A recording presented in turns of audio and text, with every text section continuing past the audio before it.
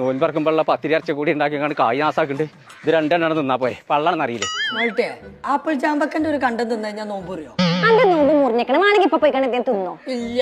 എടാ ഇന്നാണെങ്കിൽ ഇപ്പൊ എല്ലാ ഫ്രൂട്ട്സും കൊണ്ടുനടക്കണം. പാവട്ടവളി ഞാൻ തിന്ന എല്ലതും. നോക്കിയാ ഇന്ന് ഉച്ചവരെ ഒരു നോമ്പ്, നാളെ ഉച്ചവരെ ഒരു നോമ്പ് ഒറ്റ ഒന്നായി അത് പറ്റുമോ? എന്തിനാടാ നാളെ വരെ കാത്തിക്കണം? ഇപ്പൊ തന്നെ പോയി മുറിച്ചാളടാ, അതാ നല്ലതേ. ഒരൊറ്റ മാസത്തിന് ഫുള്ളുള്ള വത്തക്കല്ലേ ഇതൊക്കെ മടിക്കാം. അന്നെ കൊണ്ട് കജൂല, അത്ര വലിപ്പുണ്ടാവും.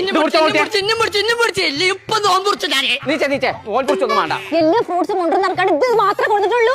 ഞാൻ നോമ്പെടുക്കാനില്ല. ഞാൻ സുമേനോടുക്കാ പോണത്.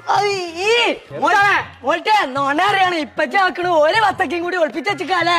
അങ്ങോട്ട് പുറത്തേക്ക് വയറിന്റെ കാര്യം പറഞ്ഞപ്പോഴാണ് ഇജ്ജ് വയറ് കത്തുന്ന ഒരു വീഡിയോ പോസ്റ്റ് ചെയ്തിട്ടേ മനസ്സിൽ പുറത്തേക്കാണ് അറിഞ്ഞടക്കാൻ വെച്ച.